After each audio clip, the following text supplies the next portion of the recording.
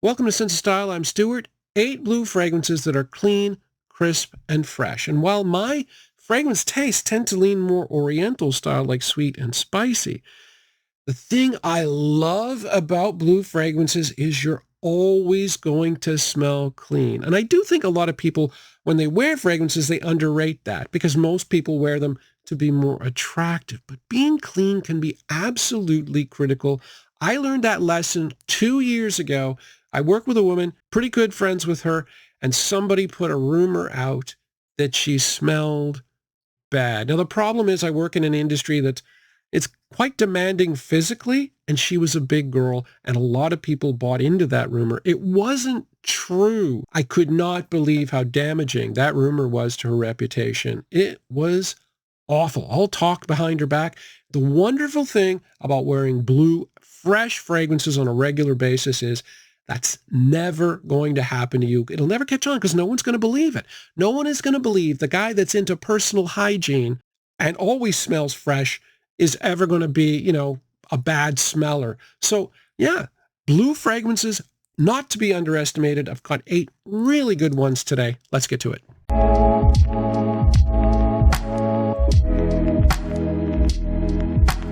Fragrance number 1 is Rasasi Hawas, and it is kind of rare to be opening a video like this with the first fragrance being like a $40 fragrance, but there are about 4 or 5 fragrances that punch way over their weight and are super high quality fragrances that I consider to be at least mid-tier, even if they are $40.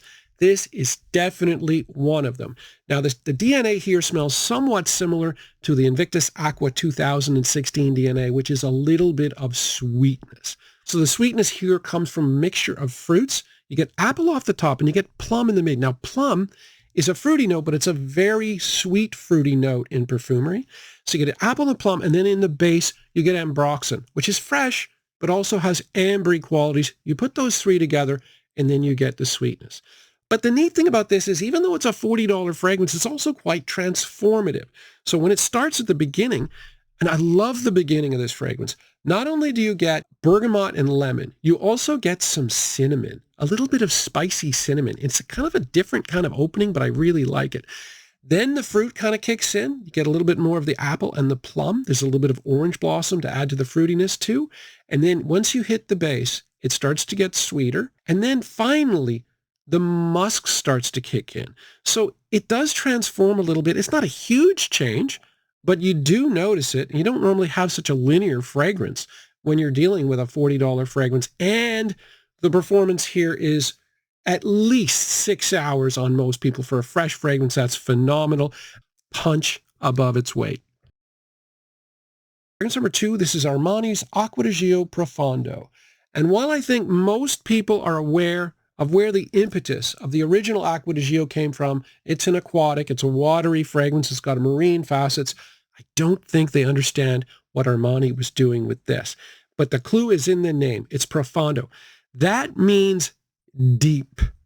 And they weren't just talking about being profound. They were talking about the depths of the ocean. And that's where the mineral notes come from. So the original Acqua is kind of like a light, you're sitting on the beach basically, right? But this is the deep blue of the Mediterranean. You're in the Mediterranean. And so you get the mineral depths of the Mediterranean, the mineral notes, and salt is the mineral. Now, it's not particularly salty, but the mineral notes in perfumery definitely give it a totally different feel, a deeper feel, and it smooths everything out, and it is a deeper fragrance. It's also deeper in terms of performance. This is an eau de parfum. The original is an eau de toilette. Fragrance number 3, this is Armani Acqua Profumo. So we're going all in on the Acqua today, and we're going from the EDT to the EDP to the Parfum. And the Parfum was kind of revolutionary. I remember trying this for the first time. I wasn't sure if this was a Parfum or not till I put it on. And then after 8 hours and I still smelled it on my skin, I'm like, what's going on? And that was the revolutionary thing about this fragrance. Profumo means parfum, right? So it's an Italian word for parfum. So basically you are getting a lot of fragrance oil in this, and it lasts a really long time. And for that reason, you can compare this to the parfum that came out in 2023. Now, there have been a couple of changes with the parfum. What they did was they toned down that incense and patchouli base. So Both fragrances start pretty much the same, this and the Parfum. You're going to get the C notes and citrus. You're going to get the aromatic notes in the mid. But in this case, the incense note in the new Parfum has been removed, and they put in, you still got the patchouli, in both, but they put in frankincense instead. Now, frankincense and incense are not that far apart in perfumery. You just tone down the smokiness. The smoky accord's taken out, but it's still a resinous darkness to it. But the Parfum is more smooth. This one is a little bit more balsamic, a little bit more masculine. But either way, you're talking about a really strong version of Acqua di Gio. This is just phenomenal performance. Fragrance number 4, this is Kenzo Eau de Parfum, and I targeted this fragrance specifically. This wasn't for my personal wear. I was just really curious because I hadn't tried anything by Kenzo. Quentin Bisch is the perfumer for this, and the Kenzo line is a marine-based line. And this was also the highest rated by far of the Kenzo fragrances, so I had to have it. Then I tried it, and I was like, okay, not everybody is going to like this. This is a polarizing fragrance. It is not a blind buy under any circumstances because it's not just C notes. It's C notes and leather. And you get a very pungent leather note in here. Yeah, it's still fresh. It's still definitely a blue fragrance, but it's a very dark blue fragrance with the addition of that leather. And then in the base, you get a patchouli. But patchouli, when it comes from Quentin Bisch, is not exactly what it seems. He works for Givaudan, right? And there are only 3 perfumers I know that work for Givaudan, and they have exclusive access to an aroma chemical that other perfumers don't. And that is Acqua wood, right? So they got patchouli listed in the base here, but Acqua wood is very similar to patchouli, but it's more peppery. And I would bet my car that they used Acqua wood in the base for this, because I definitely get a peppery quality as well. So there's a lot going on here. The one thing that's definitely great about it is the performance is absolutely phenomenal. But yeah, there's a pungent quality to this that not everyone will like, but a fascinating fragrance nonetheless. Fragrance number 5 is Davidoff Cool Water Intense. And if you think that this is going to be cool water and a more intense version, you would be wrong. Because you see, Davidoff, they like to change the names and call them different things, but really, yeah, they're just kind of different fragrances. So you got the original that smells like green Irish tweeds, really fresh, got good 6-hour performance. I also have Cool Water Wave. Now this has 3-hour performance, smells really nice. This is like an Invictus Aqua fragrance as well. So the intense version is also something else, although I'm not sure what this is cloning. I don't even know if it is a clone.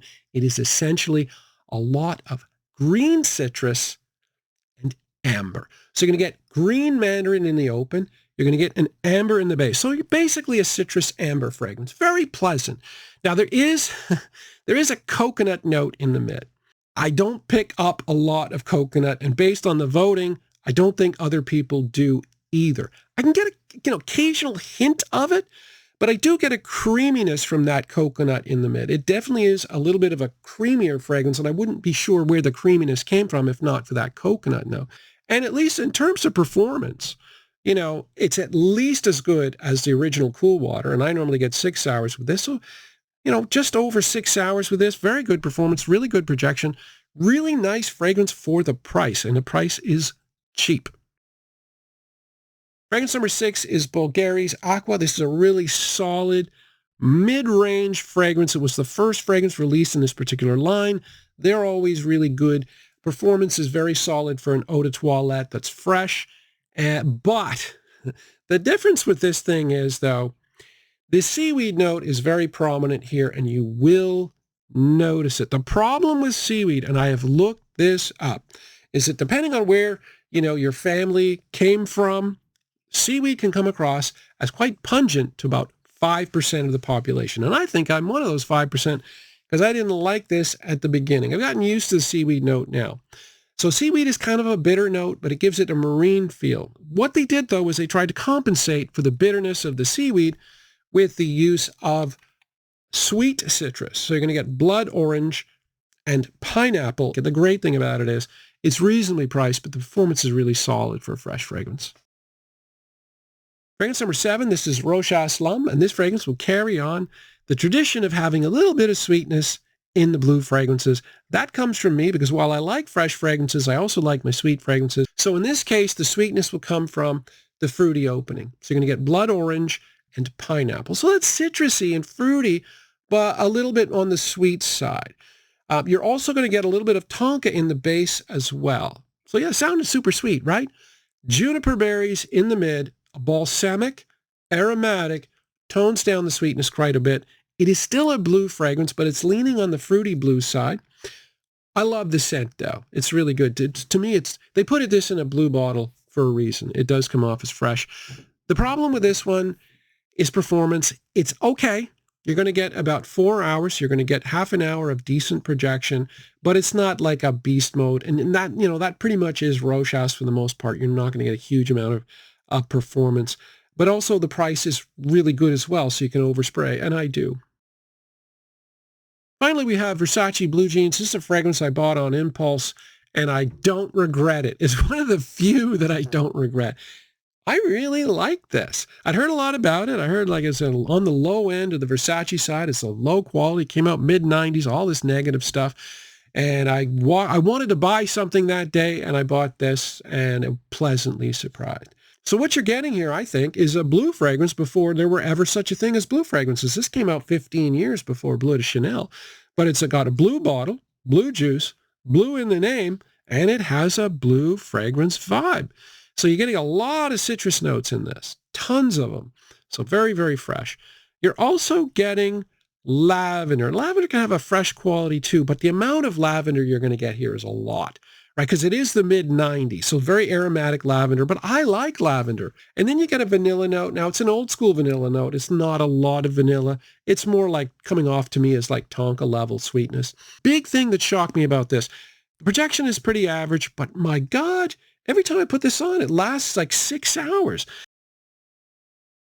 Yeah, blue fragrances don't, and I've done this a lot, don't underestimate the importance of blue fragrance. Don't underestimate the importance of smelling fresh.